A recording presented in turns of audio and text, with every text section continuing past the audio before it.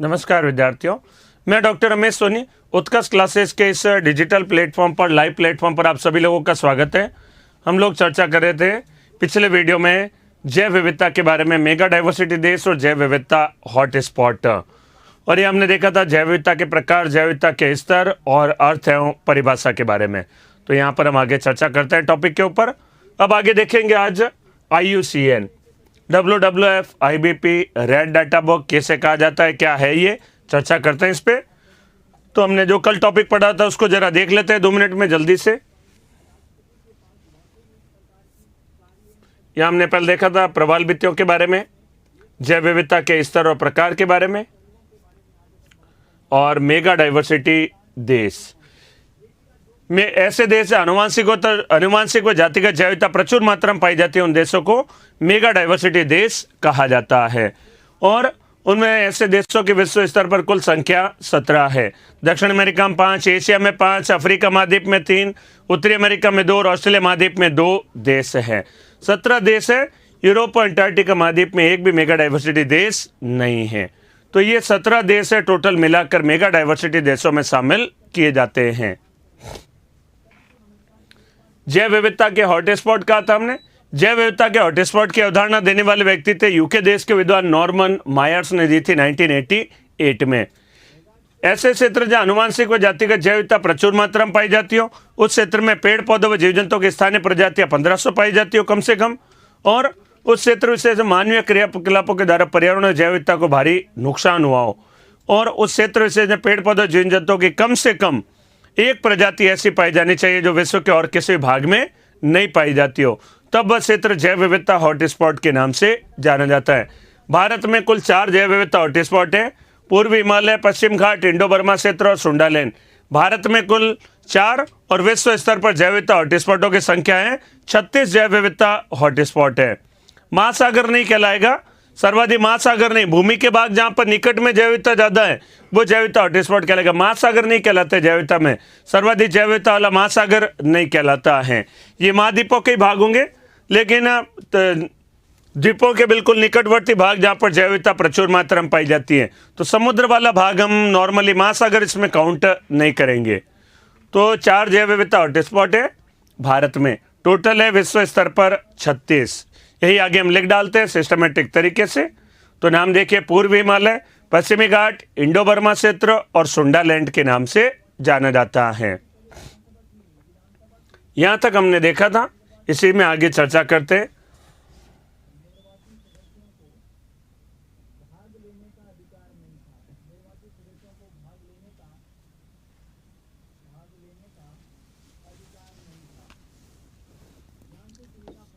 उसी में आगे कंटेंट लिखेंगे, विश्व स्तर पर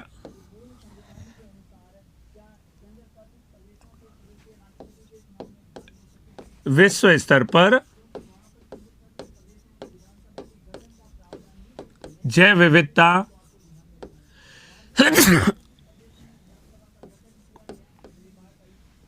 हॉटस्पॉटों की कुल संख्या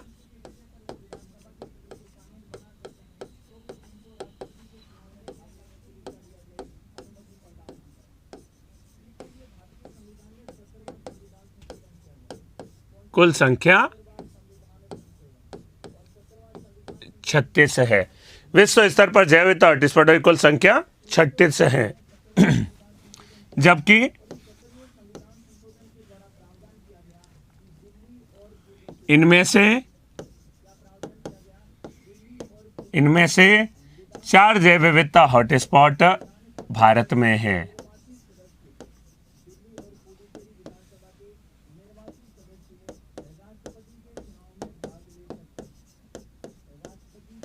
चार जैव विविधता हॉटस्पॉट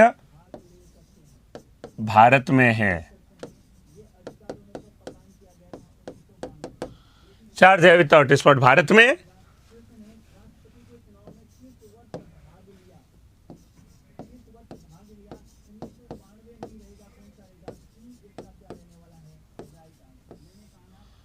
पूर्वी हिमालय,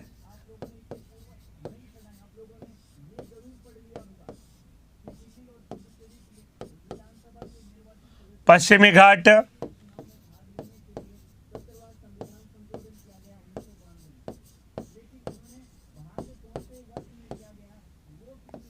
इंडो बर्मा क्षेत्र,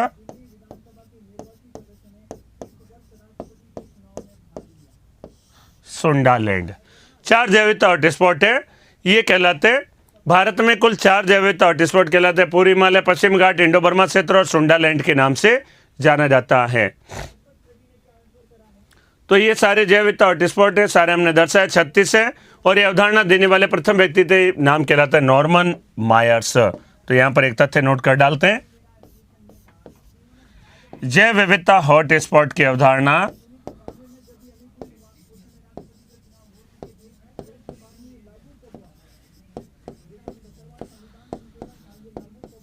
जैव विविधता हॉटस्पॉट की अवधारणा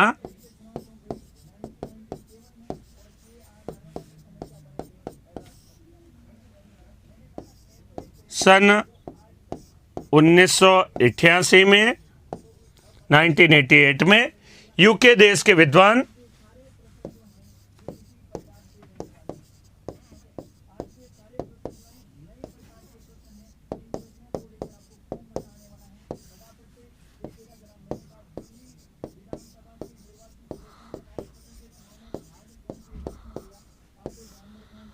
नॉर्मन मायर्स ने दी थी। नॉर्मन मायर्स ने दी थी।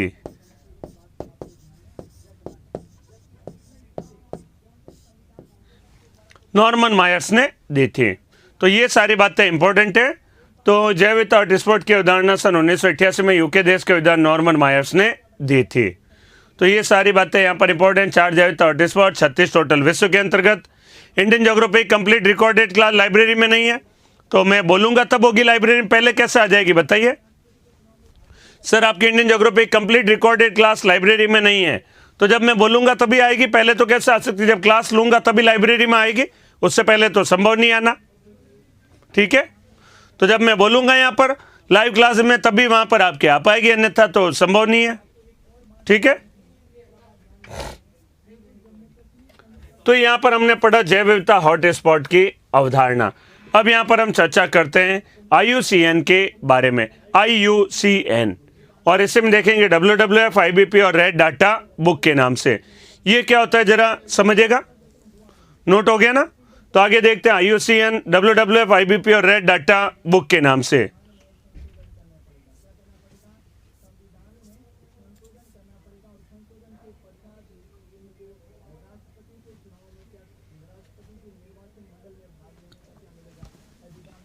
यहां पर देखिएगा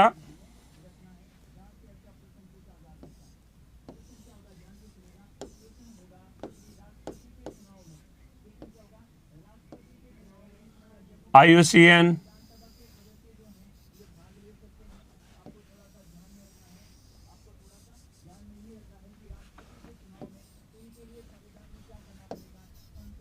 WWF, IBP और रेड डाटा बुक के नाम से।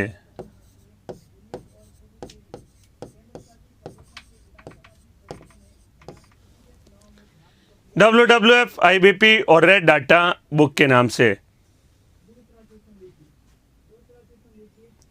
WWF, IBP और रेड डाटा बुक, संस्था का नाम कहलाती है IUCN। देख के क्लियर, इस डायग्राम से क्लियर है एकदम।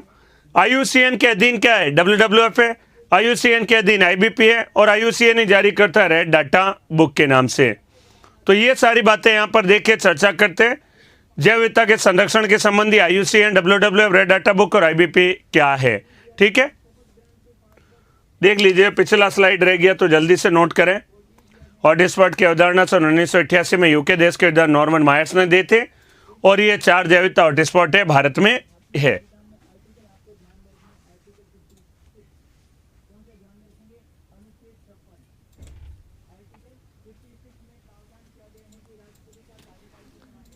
सर सभी सब्जेक्ट की रिकॉर्डेड क्लास है, आपकी नहीं है। आपकी अभी डाल दो, डालेंगे आगे जब आप थोड़े समय बाद में होगी। मेरी क्लास से रिकॉर्ड हो रही है, कुछ समय बाद में आ जाएगी आपके। ठीक है, तो अभी इसमें नहीं है लेकिन कुछ समय बाद में आ जाएगी।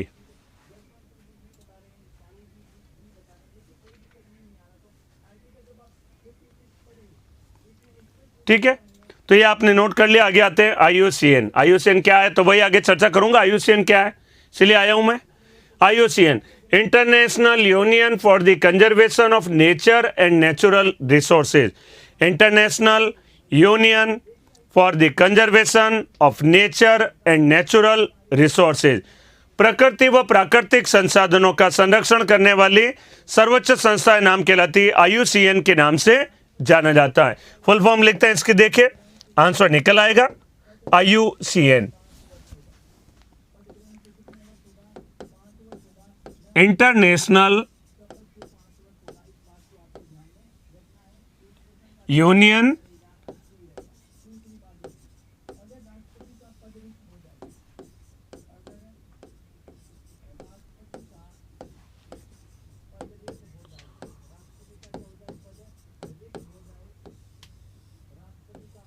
International union for the conservation of nature and natural resources,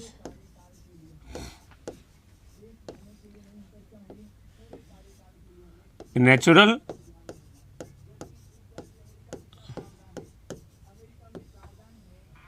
resources, international union for the conservation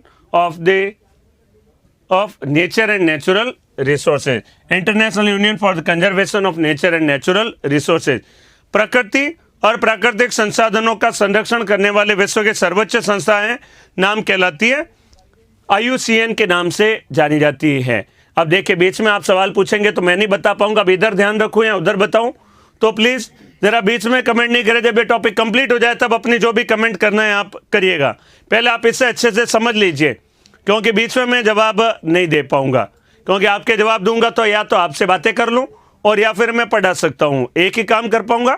इसलिए यहां पर मुझे सुनिएगा, और फिर आप ये कहेंगे सर रिप्लाई दें प्लीज, तो मैं बीच में कैसे बता पाऊंगा, आप ही बताएं। International union for the conservation of nature और नेचुरल रिसोर्सेज, प्रकृति व प्राकृतिक संसाधनों का संरक्षण करने वाले विश्व की सर्वोच्च संस्थाएं नाम कहलाती है IUCN। देखिए प्रकृति और प्राकृतिक संसाधन, international union for the conservation of nature and natural resources, प्रकृति एवं प्राकृतिक संसाधन, नेचर हुआ प्रकृति, नेचुरल रिसोर्सेज हुआ प्राकृतिक संसाधन। प्रकृति और प्राकृतिक संसाधन में आएंगे वो कहलाता है पेड़ पौधे और जीव जंतु। इसका तात्पर्य पेड़ पौधे व जीव जंतु संबंधी संरक्षण करने वाले विश्व की सर्वोच्च संस्थाएं नाम कहलाती है IUCN के नाम से जानी जाती है। 1948 में इसका गठन किया गया था और इस संस्था का मुख्यालय स्विट्जरलैंड का स्थान है, नाम कहलाता है ग्लांड के नाम से जाना जाता है। ग्लांड स्विट्जरलैंड में इसका गठन किया गया था, तो नाम कहलाती है IUCN। प्रकृति व प्राकृतिक संसाधनों का संरक्षण करने वाले विश्व के सर्वोच्च संस्थाएं अर्थात पेड़ पौधों व जीव जंतु संबंधी संरक्षण करने वाले विश्व की सर्वोच्च संस्था के रूप में नाम कहलाती है IUCN। इस संस्था के अधीन है WWF, World Wildlife Fund for Nature, International Biological Programme, और ये कहलाती है रेड डाटा बुक के नाम से। यहाँ फुल फॉर्म लिख रहा हूं, इसका भी मतलब अभी समझेंगे, गठन वगैरह सब कुछ बातें चर्चा करेंगे एक एक की। वर्ल्ड वाइल्ड लाइफ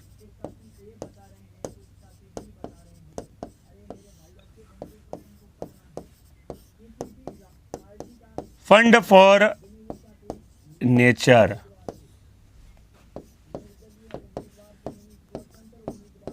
इंटरनेशनल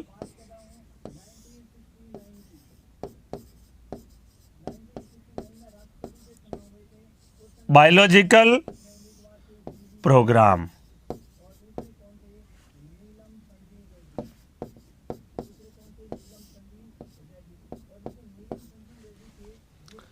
तो इस संस्था गठन किया गया था, IUCN का नाम कहलाता है। IUCN का गठन किया गया था 1948 में। प्रकृति व प्राकृतिक संसाधनों का संरक्षण करने वाले विश्व की सर्वोच्च संस्थाएं नाम कहलाती है IUCN के नाम से जानी जाती है। तो इसके बारे में हम लोग यहां पर लिख डालते हैं, देखिए IUCN। फिर इसके बारे में आएंगे WWF के बारे में। यह संस्था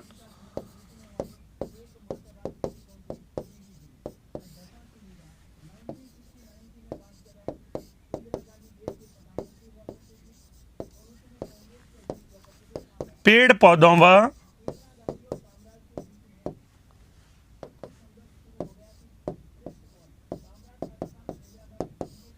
पेड़ पौधों व जीव जंतुओं संबंधी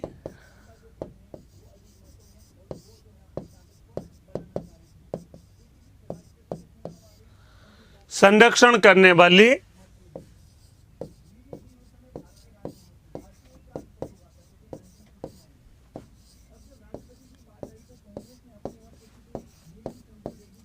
विश्व की सर्वोच्च संस्था है।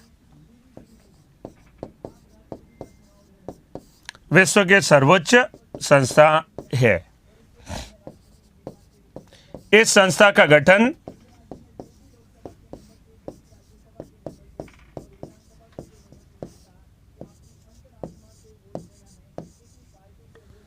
1948 में किया गया।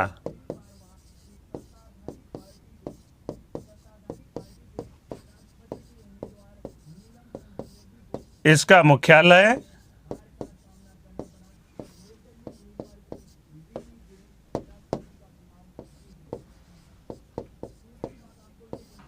ग्लांड स्विट्जरलैंड में है।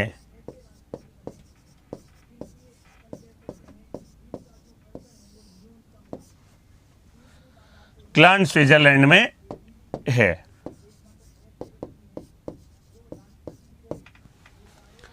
तो यह संस्था पेड़ पौधों जीव जंतु संबंधी संरक्षण करने वाले विश्व की सर्वोच्च संस्था कहलाती है और इस संस्था का गठन 1948 में किया गया। इसका मुख्यालय ग्लांड स्विट्जरलैंड में है।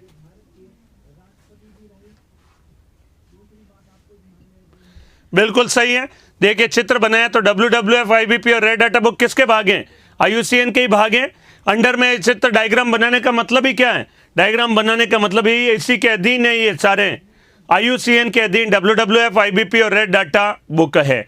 ये डायग्राम क्यों बना रहा हूं मैं? इसका मतलब क्या है? चित्र देख के पता लग जाए। IBP किसके अधीन है? IUCN के। WWF किसके अधीन है? IUCN के। रेड डाटा बुक जारी कौन करेगा? IUCN जारी करता है। यहां पर ये बातें सारी इंपॉर्टेंट है। चित्र बनाया वो इसीलिए, इसका उद्देश्य है। फुल फॉर्म यहां पर लिख दिए, इसका वर्णन यहां पर लिखा है। यह संस्था पेड़ पौधों जीव जंतु संबंधी संरक्षण करने वाले विश्व की सर्वोच्च संस्था है। गठन 1948 में किया गया। मुख्यालय ग्लांड स्विट्जरलैंड में है। ये बातें इसमें इंपॉर्टेंट है। देखिए अभी सोनू जी आपका आंसर नहीं दे सकता, अभी मैं टॉपिक पढ़ाऊंगा, अभी आंसर नहीं दे सकता। आपने जो पूछा है वो सही बात है। एनसीईआरटी पढ़ना चाहिए, बिल्कुल पढ़ना चाहिए आरएस के लिए, सही है बिल्कुल। लेकिन मैं डिटेल चर्चा अभी नहीं कर सकता, मुझे पहले टॉपिक पढ़ाऊंगा। मैं किताबों पर कई बार पहले चर्चा कर चुका हूं, कौन सी किताबें पढ़नी है, पिछले वीडियो देखेगा उसमें सारी बातें बता चुका हूं, तो अभी चर्चा नहीं कर पाऊंगा। यह संस्था कहलाती है IUCN। अगला कहलाता है WWF, World Wildlife Fund for nature. तो अगला संस्था का नाम देखते हैं।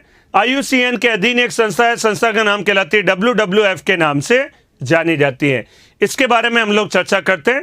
WWF इसी के अधीन है, IUCN के अधीन।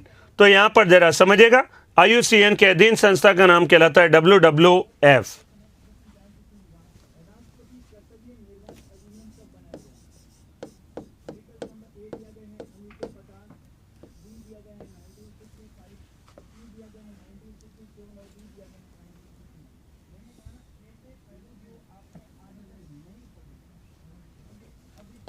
वर्ल्ड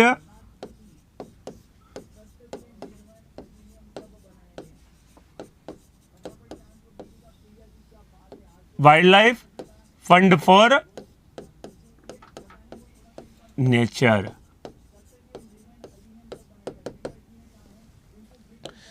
यह संस्था WWF के अधीन है। यह संस्था IUCN के अधीन है। यह संस्था IUCN के अधीन है।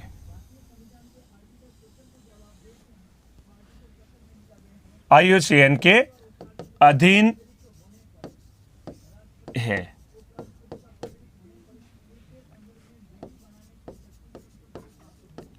इसका मुख्यालय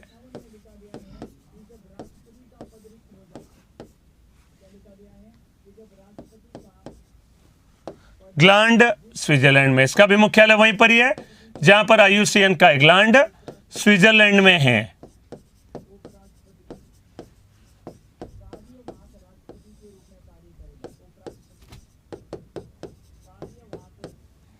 अब यहां पर बातें समझिएगा।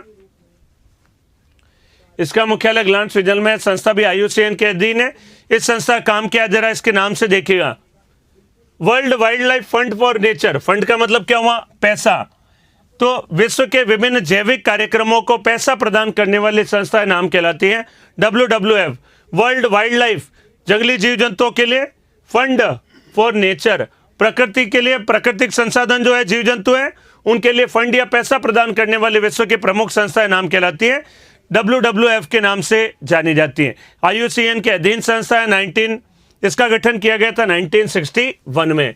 इस संस्था का गठन, फिर इसके काम समझेगा, इसके मैं उदाहरण के ऊपर चर्चा करूंगा कैसे मदद करती है। इस संस्था का गठन 1961 में किया गया।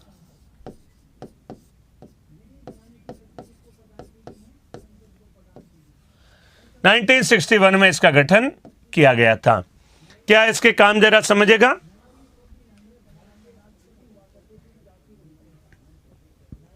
तो यहां पर समझिएगा इसका गठन कब किया गया वो बात समझे 61 में। लेकिन कार्य क्या है, यह विश्व के विभिन्न देशों के जैविक कार्यक्रमों को फंड या पैसा प्रदान करती है।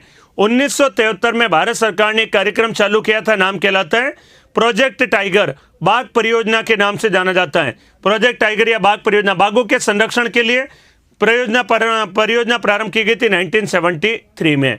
तो वहां पर ये संरक्षण परियोजना प्रारंभ की गई, तो उसके लिए पैसा प्रदान करने का कार्य किया था इस संस्था ने, नाम कहलाती है WWF। इसलिए था देखिए 1973 में भारत सरकार ने सोचा क्यों ना बाघों का संरक्षण किया जाए, टाइगर्स को बचाया जाए। टाइगर को बचाने के पीछे सबसे बड़ा कारण ये था कि उनको पारिस्थितिक तंत्र में सर्वोच्च होते हैं। अगर किसी भी स्वस्थ पारिस्थितिक तंत्र का ये इंडिकेट करता है कि वहां पर टाइगर है, लॉयन है, बड़े बड़े जंतु हैं। अगर किसी पारिस्थितिक तंत्र में टाइगर पाया जा रहा है, जंगल में या राष्ट्रीय पार्क में वहां टाइगर पाया जा रहा है या लॉयन पाया जा रहा है, इस बात का सूचक है कि वह स्वस्थ पारिस्थितिक तंत्र है। क्योंकि टाइगर होगा तभी तो क्या होगा, टाइगर अगर उस क्षेत्र में निवास करेगा तो इसका मतलब हिरण और कई सारे दूसरे जीव जंतु भी बहुत है, तभी तो उनका शिकार करके जीवित रह पाएगा। तो कई सारे जीव जंतु होंगे छोटे बड़े, तभी टाइगर का अस्तित्व वहां पर रह पाता है। और टाइगर है हमारा नेशनल एनिमल भी है, उसका संरक्षण करना जरूरी है। 1973 में भारत सरकार ने सोचा क्यों ना उसका संरक्षण किया जाए, लेकिन पैसे का अभाव था भारत सरकार के पास में। तो इस संस्था ने, हमारे देश में WWF ने भारत सरकार को टाइगर के संरक्षण के लिए फंड या पैसा प्रदान करने का कार्य किया था। नाम कहलाती है WWF के नाम से जाना जाता है। तो IUCN का गठन कब किया, तो यहां पर लिखा था, देखिए IUCN का गठन मैंने बताया था 1948 में, नहीं लिखा तो ये लिखा है यहां पर। इस संस्था गठन 1948 में किया गया, यहां लिखा है देखिए 1948 में किया गया। आप अच्छे से देखिए, पिछला सवाल नहीं पूछे हम, पिछला यहां पर लिख चुका हूं मैं आपके सामने, उसको जरा बढ़िया से देखें। महेश जी आप जो सवाल पूछा 1971 में स्टॉकहोम सम्मेलन, अभी समय टाइम आएगा तब जरूर बता दूंगा। 71 नहीं है, 72 है, 1972 में स्टॉकहोम सम्मेलन 1972 में, 71 में नहीं है। वो समय आएगा तब चर्चा करूंगा, अभी इस टॉपिक से संबंधित नहीं है। तो इसका मुख्यालय ग्लान स्विट्जरलैंड में, संस्था गठन 1961 में किया गया।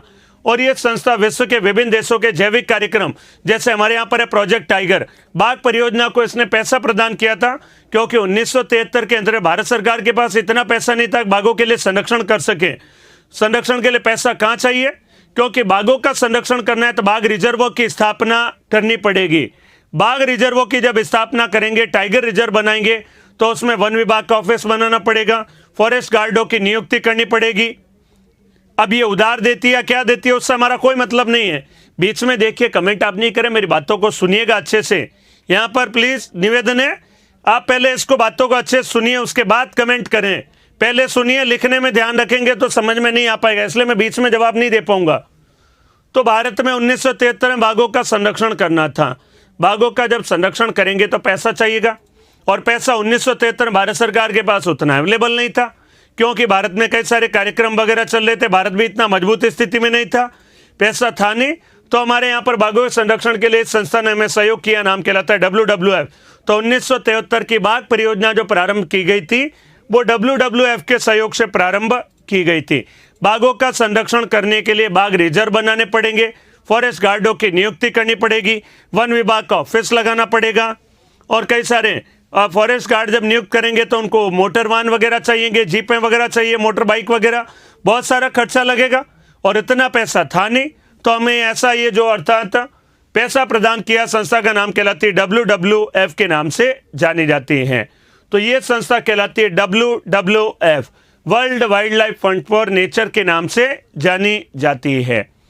तो इसी संस्था के सहयोग से विश्व के विभिन्न देशों में जैविक कार्यक्रम, जीव जंतुओं के संरक्षण के लिए जो पैसा प्रदान करने का कार्य करती है, नाम कहलाती है WWF के नाम से। तो उसी का एक उदाहरण है भारत में प्रोजेक्ट टाइगर या बाघ परियोजना के नाम से जाना जाता है। ऐसे विश्व के भारत ही नहीं, अनेक सारे देशों में ऐसे जो कार्यक्रम चलते हैं उनको ये पैसा प्रदान करने का कार्य करती है, नाम कहलाती है WWF के नाम से जानी जाती है। तो ये इसका काम है WWF के नाम से। तो ऐसे में देखिए इसका मुख्यालय ग्लांड स्विट्जरलैंड में 1961 में गठन किया गया था। यह संस्था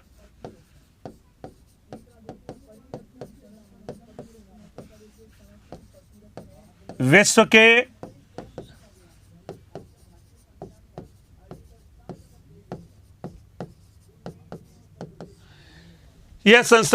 के विभिन्न देशों में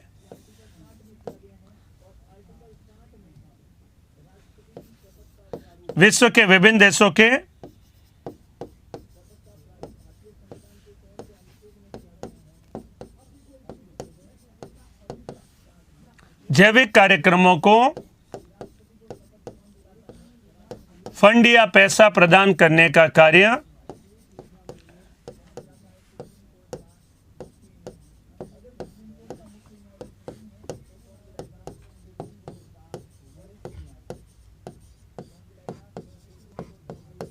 फंड या पैसा प्रदान करने का कार्य करती है। इसी संस्था के सहयोग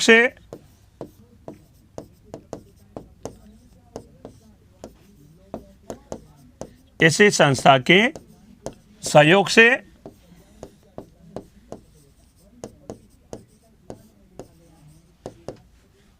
भारत में सन 1973 में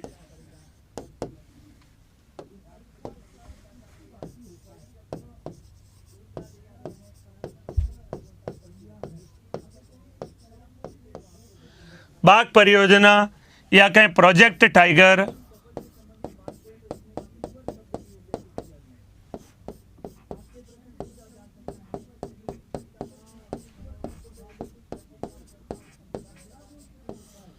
प्रारंभ किया गया। प्रोजेक्ट टाइगर है वो इसी संस्था के द्वारा अर्थात प्रारंभ किया गया था 1973 में, इसी संस्था के सहयोग से प्रारंभ किया गया। ठीक है, ये सारी बातें यहां पर इंपॉर्टेंट है इसमें। और एक बात और, ये किसके संरक्षण के लिए चला रही है संस्था? ये संस्था चला रही है जीव जंतुओं के संरक्षण के लिए, अर्थात प्रारंभ कर रही है जीव जंतुओं का संरक्षण करना, उसके लिए अर्थात ये प्रारंभ की गई है। तो संरक्षण के लिए परियोजना जब चालू की जा रही है तो इसका प्रतीक चिन्ह भी क्या होगा? कोई ना कोई जंतु ही होगा। और इस संस्था का प्रतीक चिन्ह कहलाता है, जंतु का नाम कहलाता है, इस संस्था का प्रतीक चिन्ह जंतु के रूप में नाम कहलाता है पांडा के नाम से। सफेद पांडा या विशाल पांडा के नाम से जानी जाती है। सफेद पांडा या विशाल पांडा है वो अर्थात इस संस्था का प्रतीक चिन्ह कहलाता है। तो ये WWF का प्रतीक चिन्ह है, ये जंतु जो आपके सामने रखा है। देखिए यहाँ पर जो ये जंतु खा रहा है बांस है, बांस की पत्तियां और बांस को खाता है। तो ये चीन देश में जंतु पाया जाता है। सफेद और काले रंग का जंतु होता है, भालू से छोटे आकार का है और टेडी बियर हो जैसा नजर आता है, बिल्कुल वैसे ही। जंतु का नाम कहलाता है सफेद पांडा या विशाल पांडा के नाम से जाना जाता है। सफेद पांडा या विशाल पांडा WWF का प्रतीक चिन्ह कहलाता है। तो सफेद पांडा या विशाल पांडा प्रतीक चिन्ह के नाम से जाना जाता है। प्रोजेक्ट टाइगर प्रारंभ किया गया था 1973 में, 1973 में प्रारंभ किया गया था। यहां लिखा है मैंने, देखे 1973 में बाघ परियोजना प्रारंभ की गई थी। 1972 में नहीं है, 1973 में प्रारंभ की गई थी। तो यहां पर ये बातें इंपॉर्टेंट है। और इस संस्था का प्रतीक चिन्ह नाम कहलाता है सफेद पांडा के नाम से जाना जाता है। तो इस जंतु के बारे में वर्णन यहीं पर लिख रहा हूं। देखे सफेद पांडा या विशाल पांडा, ये पांडा प्रजाति के कई सारे जंतु होते हैं, भारत में भी पाया जाता है इस तरह का, लेकिन छोटे आकार का है, वो रेड पांडा कहलाता है। इसका नाम कहलाता है रेड पांडा, जो भारत में पाया जाता है। देखिए यहां पर उसका भी चित्र दर्शा रहा हूं, रेड पांडा। इसी प्रजाति का जंतु भारत में पाया जाता है, छोटे आकार का, नाम कहलाता है रेड पांडा के नाम से जाना जाता है। सुमेर जी, आपके सवाल का जवाब देना मैं अभी उचित नहीं मानता, मेरा पिछला वीडियो देख लीजिए, ठीक है। एनसीईआरटी पढ़ सकते हो आप, लेकिन अभी मैं चर्चा आपके सामने नहीं कर सकता, ठीक है। धन्यवाद। यह कहलाता है रेड पांडा के नाम से जाना जाता है। यह भारत में पाया जाता है जंतु, इसके बारे में भी चर्चा करेंगे, आगे हमारा टॉपिक है। तो यह कहलाता है सफेद पांडा या विशाल पांडा, WWF का प्रतीक चिन्ह। तो यहां पर इसके बारे में लिखिएगा।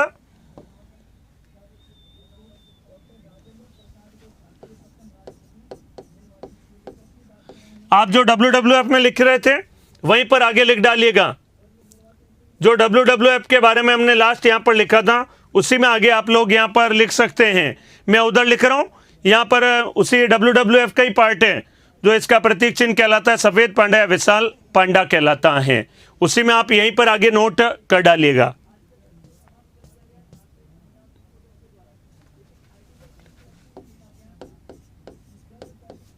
सफेद पांडा या विशाल पांडा, इंग्लिश में कहते हैं जिएंट पांडा, GIENT, जिएंट मतलब कहते हैं विशाल।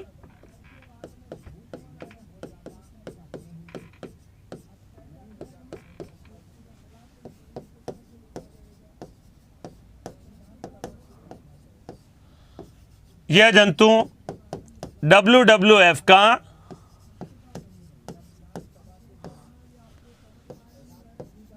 प्रतीक चिन्ह है।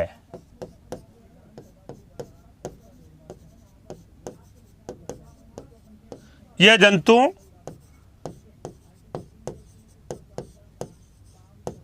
चीन देश में पाया जाता है।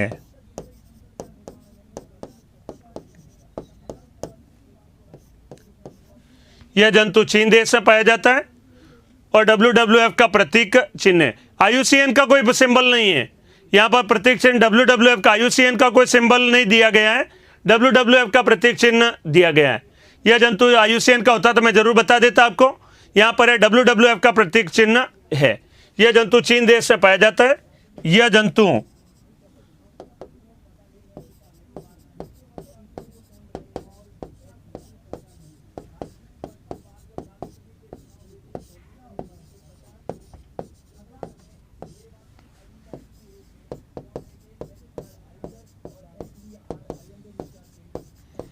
इसका प्रिय भोजन बांस है, उसकी पत्तियां हैं।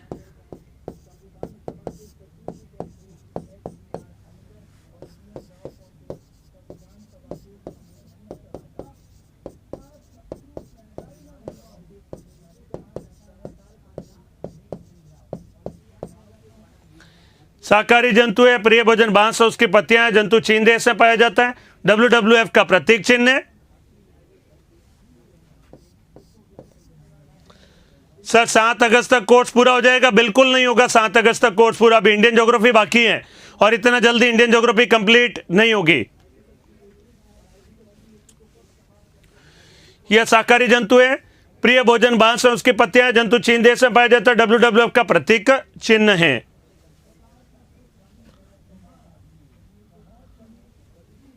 यहां तक बातें नोट करिएगा।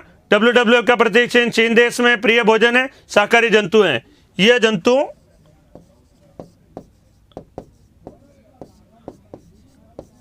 IUCN की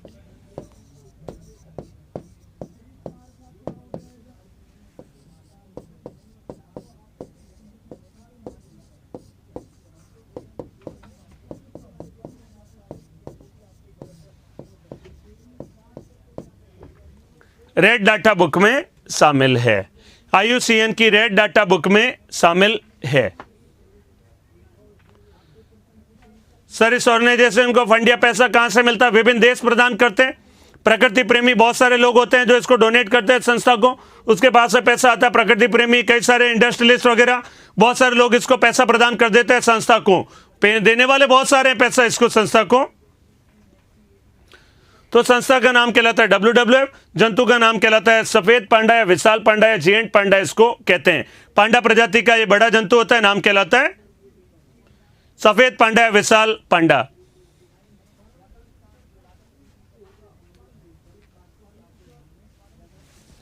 अभी आपके सवालों का जवाब नहीं दे सकता, अभी आप जैव विविधता सवाल पूछिए दीपक जी, इसके अलावा प्रश्न मत पूछिए। सर इंडियन ज्योग्राफी में कितना टाइम लगेगा? बहुत टाइम लगेगा, मैं आपको ये जवाब दूंगा, बहुत टाइम लगेगा।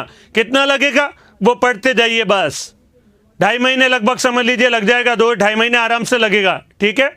2.5 महीने लगभग आपको बता दे रहा हूं, इतना समय लग जाएगा मुझे। अभी टॉपिक पढ़ रहे हैं जैव विविधता, आप पूछ रहे हैं इंडियन ज्योग्राफी में कितना समय लगेगा। ऐसे बेहुदा सवाल मत पूछिए, यहां पर जो टॉपिक रिलेटेड है उसी प्रश्नों पर आप चर्चा करिए, ठीक है।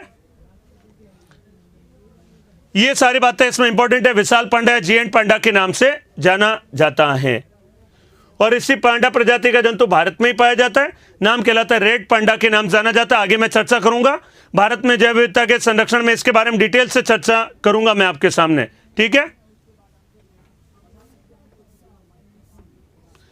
कल मैंने जो आपको बताया था, मैंने कहा था लॉयन टेल्ड मकॉक, मैंने कहा था कल फोटो बताऊंगा मैं आपको, चर्चा की थी, याद करिए।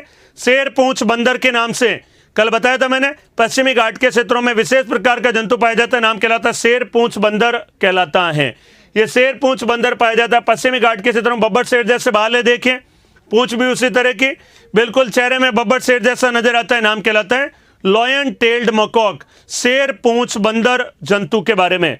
तो शेर पूंछ बंदर जंतु पश्चिमी घाट के क्षेत्रों में पाया जाता है। ये मैं आगे आपको भारत में जैव विविधता का संरक्षण है, इसी चार्ट में टॉपिक, उसमें बातें लिखवाऊंगा, अभी केवल फोटो देखेगा यहां पर। सर रेड डाटा बुक क्या होता है? तो अभी तो आने तो 2 नंबर, फिर चर्चा करेंगे उसके ऊपर।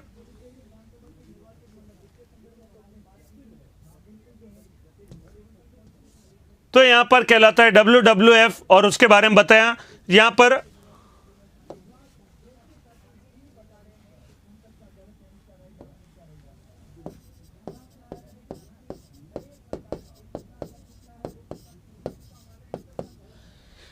इस संस्था का प्रतीक चिन्ह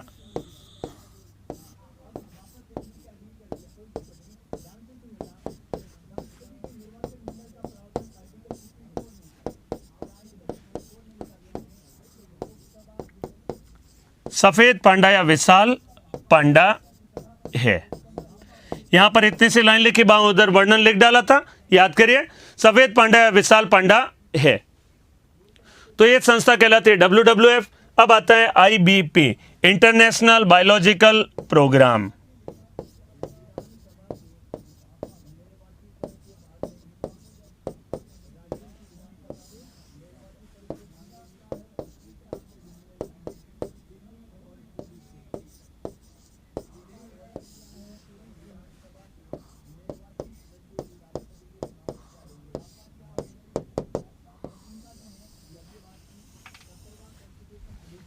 इंटरनेशनल बायोलॉजिकल प्रोग्राम के नाम से जाना जाता है।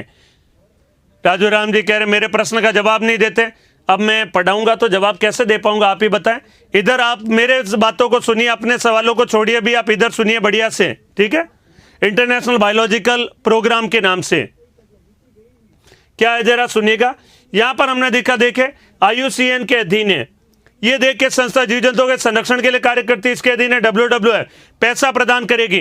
अब भारत में परियोजना चलाई गई थी, नाम कहलाती है, उसका नाम प्रोजेक्ट टाइगर। 1973 में पैसे की कमी थी, पैसा प्रदान कर दिया। हमने बाघों का संरक्षण करने के लिए कदम उठाए, बाघ रिजर्व बना दिए।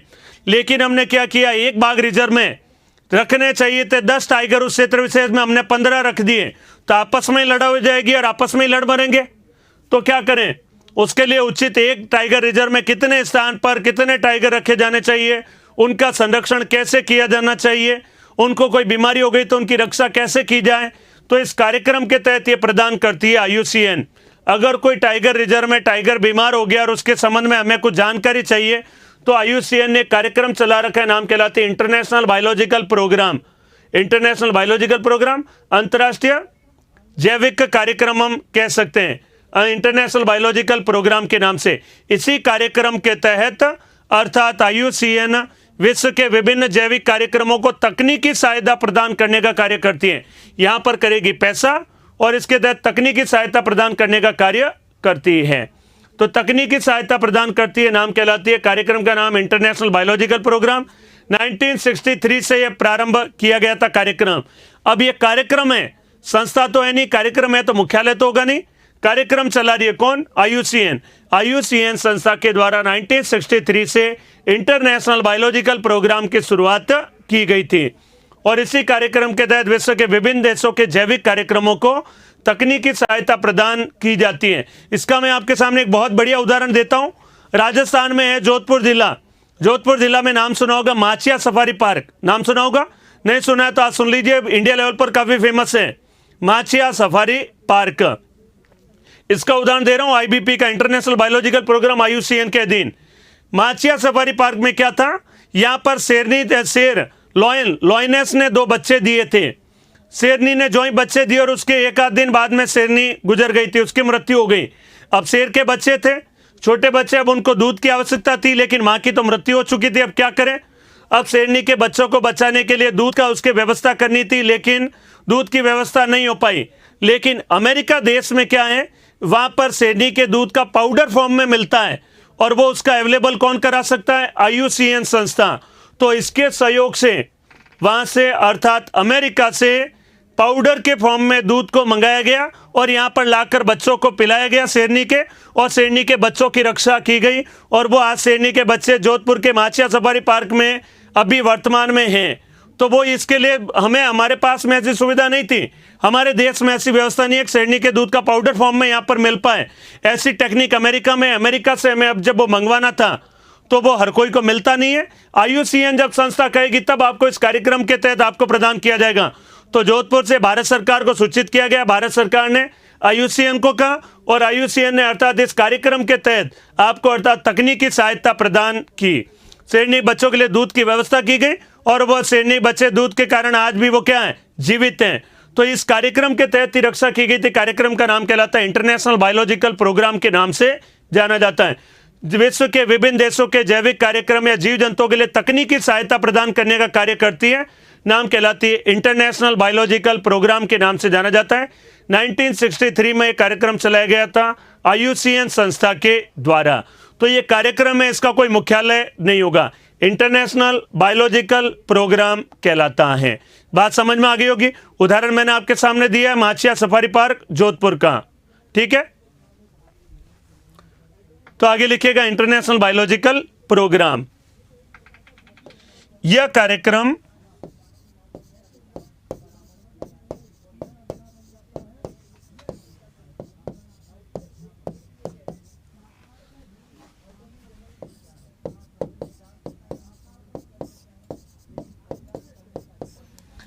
ये RS के SI में सिलेबस में है ये टॉपिक और अक्सर इससे प्रश्न बनता है और ये महत्वपूर्ण है। इसका मैटर भी ज्यादा किताबों में आपको नहीं मिल पाएगा जितना डिटेल शायद मैं बताऊंगा।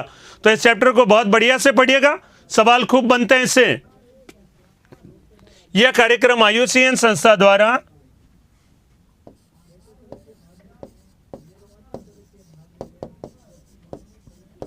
(1963) में चलाया गया। 1963 में चलाया गया। इस कार्यक्रम के तहत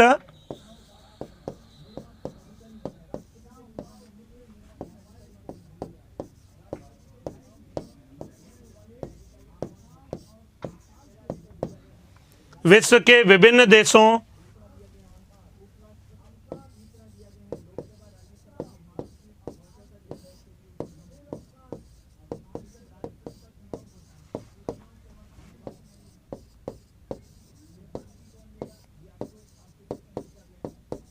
विश्व के विभिन्न देशों के जैविक कार्यक्रमों को तकनीकी सहायता प्रदान की जाती है।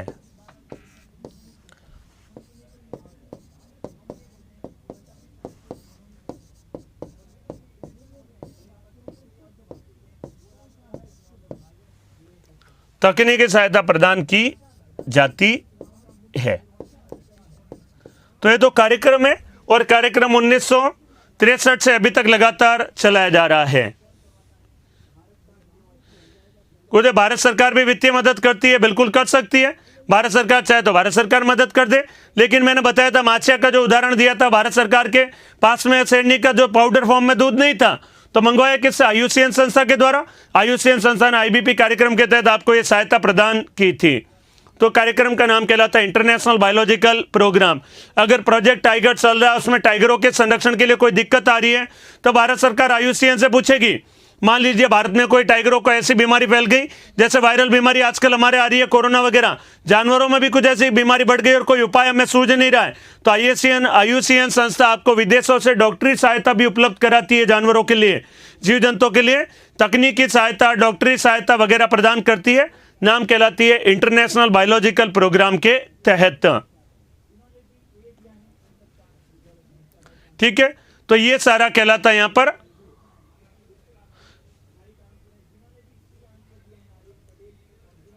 नोट कर डालिए। देखिए द्वारिका जी, आप जो सवाल पूछ रहे वो मैं आगे बताने वाला हूं, वही प्रश्न आप पूछ रहे हैं। तो अभी मेरा रेड डाटा बुक टॉपिक आने दीजिए, फिर तो बता पाऊंगा। पहले कैसे बता पाऊंगा आप बताएं? अभी WWF, IBP और फिर रेड डाटा बुक आऊंगा, तो पहले तो कैसे बता सकता हूं? समय आएगा तभी बताऊंगा। आप लोग थोड़ा सा सेंस रखिए इस बात का सेंस रखिए। चार्ट में जब मैंने आपके सामने बना दिया है रेड डाटा बुक, तो पहले ये करवाऊंगा, फिर ये, और उसके बाद यहां पर आऊंगा, तभी तो आऊंगा। IBP का हेडक्वार्टर है सर। हेडक्वार्टर कैसे हो सकता है? ये तो कार्यक्रम है। कार्यक्रम का कभी हेडक्वार्टर होता है क्या? प्रधानमंत्री अन्न सुरक्षा योजना कभी हेडक्वार्टर होता है? उसका कार्यक्रम है वो। कार्यक्रम का कभी भी हेडक्वार्टर नहीं होता, हेडक्वार्टर संस्था का होता है। कार्यक्रम का कैसे हेडक्वार्टर होगा बताइए?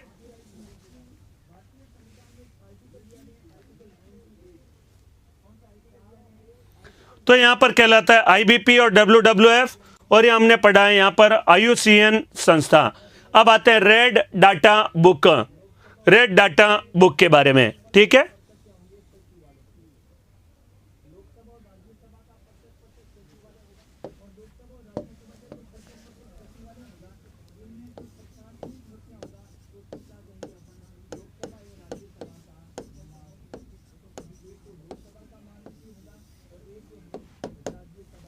देखिए शब्द है रेड, और रेड का मतलब क्या होता है? नाम। रेड का मतलब होता है लाल। रेड का मतलब क्या है? तो लाल, और लाल क्या होता है? खतरे का निशान। ऐसे जीव जंतुओं और पेड़ पौधे, जीव जंतु और पेड़ पौधे दोनों, यहां पर अच्छे से बात याद रखेगा, ऐसे पेड़ पौधे व जीव जंतु जो कि अर्थात समाप्त हो चुके हैं या विलुप्त हो चुके हैं या समाप्त हो चुके हैं, जैसे डायनासोर। डायनासोर है, विलुप्त हो चुका है, समाप्त हो चुका है। ऐसे जीव जंतु जो कि विलुप्त हो चुके हैं या समाप्त हो चुके हैं, और ऐसे जीव जंतु जो कि संकट की स्थिति में, जिनको यदि बचाया नहीं गया तो आने वाले समय में क्या हो जाएंगे? समाप्त हो जाएंगे।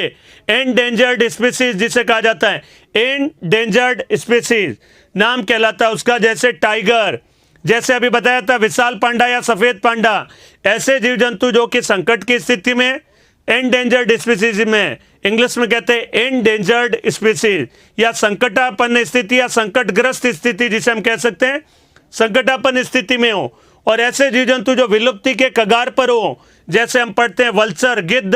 गिद्धों की संख्या बहुत कम रह गई है, अगर हमने उनको नहीं बचाया तो आने वाले समय में अब क्या हो जाएंगे? समाप्त हो जाएंगे। ऐसे पेड़ पौधे और जीव जंतु जो या तो विलुप्त हो चुके हैं, विलुप्ति के कगार पर है, संकटापन्न या एंडेंजर्ड स्थिति में, ऐसे जीव जंतुओं का सूची विश्व स्तर पर जो जारी करती है संस्था, नाम कहलाती है आईयूसीएन, और जिस किताब में जारी की जाती है किताब का नाम कहलाता है रेड डाटा बुक के नाम से जाना जाता है। तो रेड डाटा बुक कहलाती है ऐसे पेड़ पौधे और जीव जंतु जो कि या तो विलुप्त हो चुके हैं, विलुप्त के कगार पर है, संकटापन्न स्थिति में, उन जीव जंतुओं का संरक्षण, उन पेड़ पौधों व जीव जंतुओं का संरक्षण करने के लिए आईयूसीएन संस्था प्रति वर्ष, एवरी ईयर, एक पुस्तक जारी करती है। पुस्तक का नाम कहलाता है रेड डाटा बुक के नाम से जाना जाता है। तो ये पुस्तक जारी कौन करती है? आईयूसीएन संस्था। आईयूसीएन संस्था ये किताब जारी करती है 1964 से 1964 से ये प्रति वर्ष जारी करती है। जैसे देखिए भारत में, हाँ, जैसे चंदन का वृक्ष है, चंदन का वृक्ष है वो संख्या में कम है, अब तो इसकी सूची रेड डाटा बुक में शामिल होगी। टाइगर संख्या में कम है, इसकी सूची रेड डाटा बुक में शामिल होगी। हर साल इसको जारी की जाती है। मान लीजिए, कल्पना करें आज टाइगर संख्या में बहुत कम है तो रेड डाटा बुक में आ गया। हो सकता है आज से 5 साल बाद में इतनी ज़्यादा भारत में टाइगर बढ़ जाए, दुनिया भर में इतने ज़्यादा टाइगर हो जाए कि अब संख्या बहुत ज़्यादा हो गई है। तो बहुत ज़्यादा हो गई तो अब क्या होगा, रेड डाटा बुक से उसका स्थान हट जाएगा। तो अब उसके ऊपर संकट नहीं रहा है, पर्याप्त मात्रा में, तो उसका इससे स्थान हट जाएगा। तो ऐसी कल्पना कर रहा हूँ, एक बात बता रहा हूँ, अगर टाइगर, मान लीजिए, कल्पना ऐसा संभव नहीं लेकिन कल्पना करते हैं, अगले साल भारत में टाइगर बढ़कर अभी लगभग 3,000 टाइगर हैं और मान लीजिए 30,000, 40,000, 50,000 हो जाए और विश्व में भी खूब सारे बढ़ जाएं, तो टाइगर का स्थान अगले साल रेड डाटा बुक से हटा देंगे। और हो सकता है अगले ही साल, उसके वापस अगले साल वापस उनकी संख्या कम हो जाए बहुत ही, तो फिर से रेड डाटा बुक में जुड़ जाएगा।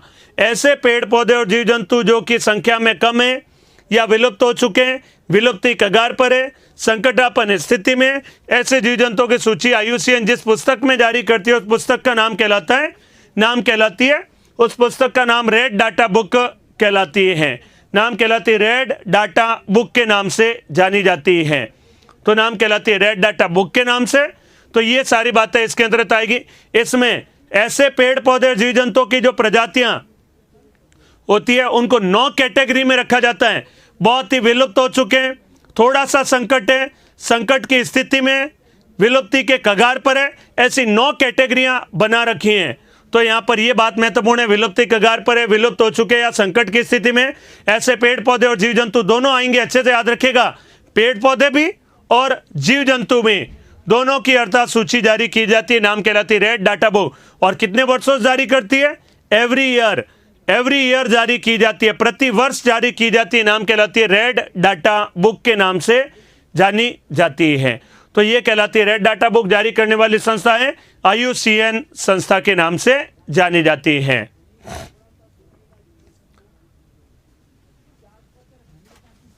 तो देखिए, इसको जरा सिस्टमेटिक आपके सामने लिखूंगा यहीं पर ही, रेड डाटा बुक।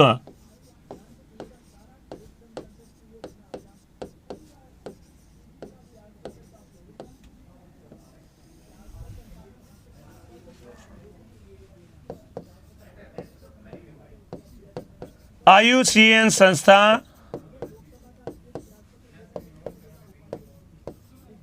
1964 से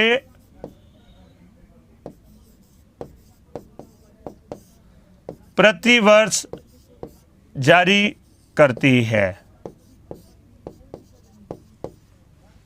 1964 से प्रति वर्ष जारी करती है।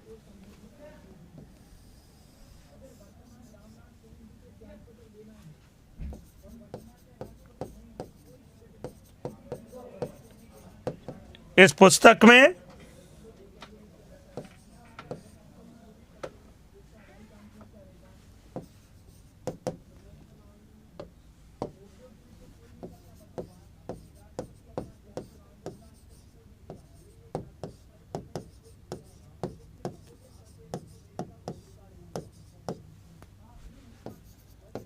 ऐसे पेड़ पौधों व जीव जंतुओं की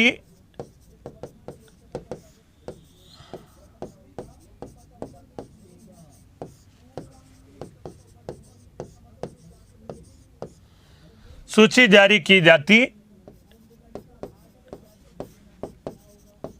है जो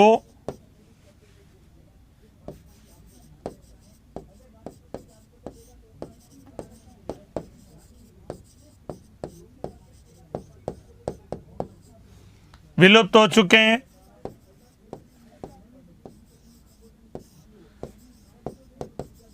विलुप्ति के कगार पर हैं,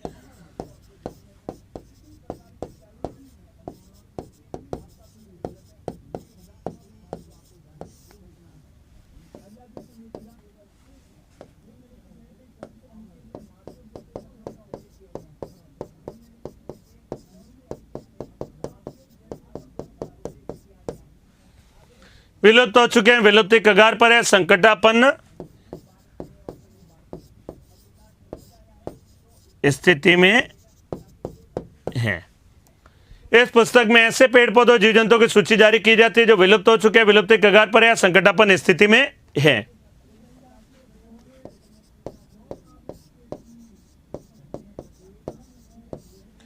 इस पुस्तक में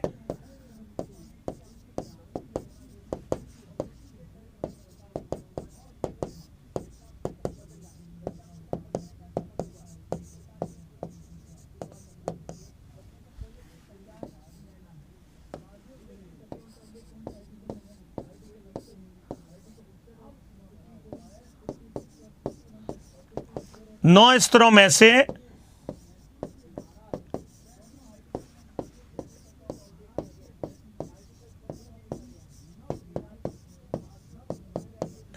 किसी एक में रखा जाता है। तो 9 कैटेगरी बना रखी, 9 में से जैसे उसकी स्थिति होगी उसके अनुसार उसको यहां पर रखेंगे। तो 9 कैटेगरी में से किसी एक में रखेंगे। तो ये पुस्तक का नाम कहलाता है रेड डाटा बुक। कब जारी की थी?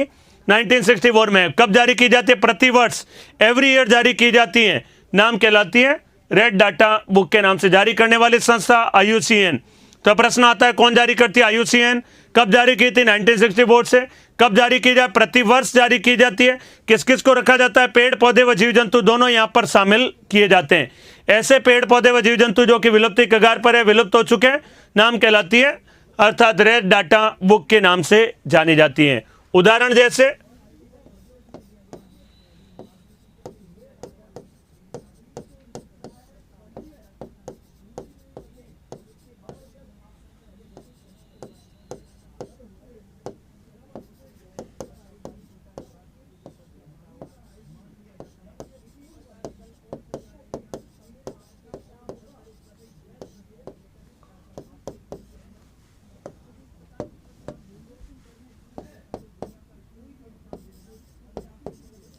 बाघ या टाइगर कहें,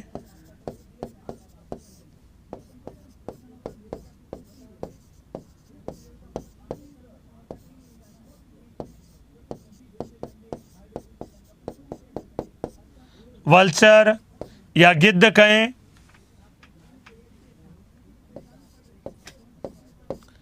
शेर पूंछ बंदर,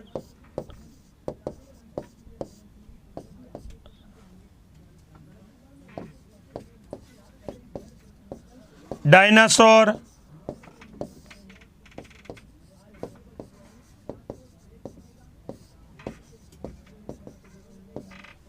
चंदन वृक्ष, अनेक सारे उदाहरण यहां पर आपके सामने लिखे। भारत में ऐसे संकटापन्न जीव जंतु कितने हैं? संख्या तो नहीं कह सकते, लेकिन बहुत सारे जीव जंतु हैं। संख्या तो एग्जैक्ट नहीं कहा जा सकता, लेकिन किताब में बहुत सारे जीव जंतु हैं। संख्या ऐसा कहीं इंडिकेट नहीं कर रखा, लेकिन काफी सारे जंतु हैं, बहुत सारे जीव जंतु हैं। उनमें से मैं आपके सामने अनेक सारे इंपॉर्टेंट जंतुओं की फोटो लेके आऊंगा। यहाँ पर मैं लॉयन की, टाइगर की, कुछ ऊंट की प्रजाति स्पेशल है, पानी में रहती है उसकी, यहाँ पैंथर के बारे में, अनेक सारे यहाँ पर जीव जंतुओं के बारे में, वाइल्ड आस, बटरफ्लाई के बारे में, अनेक सारे जीव जंतु है, लॉयन टेल मकोक, धनेश, यहाँ पर गोल्डन लंगूर, अनेक सारे जीव जंतुओं की आपके सामने सूची लेकर आऊंगा जो इससे रिलेटेड है। यहाँ पर तो मैं ऐसे जीव जंतुओं की सूची लाऊंगा, प्रत्येक का आपके सामने वर्णन भी करूंगा। यहाँ पर तो मैं कई सारे जीव जंतुओं के बारे में चर्चा करूंगा आपके सामने।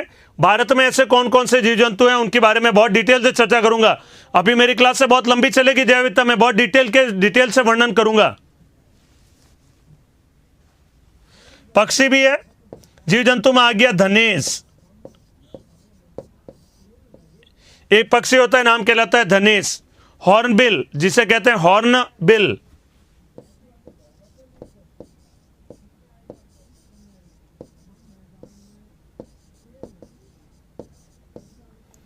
ये लीजिए आपके सामने पक्षी का भी उदाहरण रख दिया। हॉर्नबिल पक्षी या धनेश के नाम से जाना जाता है। कैसा होता है, कहां पाया जाता है, भारत में चर्चा करूंगा। एग्जाम में कई सारे प्रश्न आए इनसे रिलेटेड बहुत सारे, तो ये इसके सामने उदाहरण मैंने आपके सामने रखे हैं। ठीक है,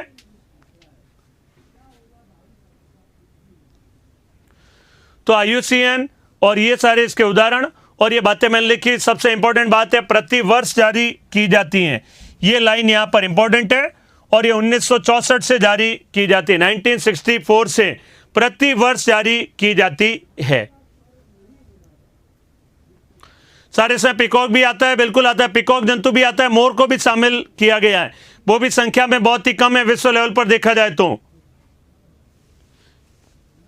ठीक है,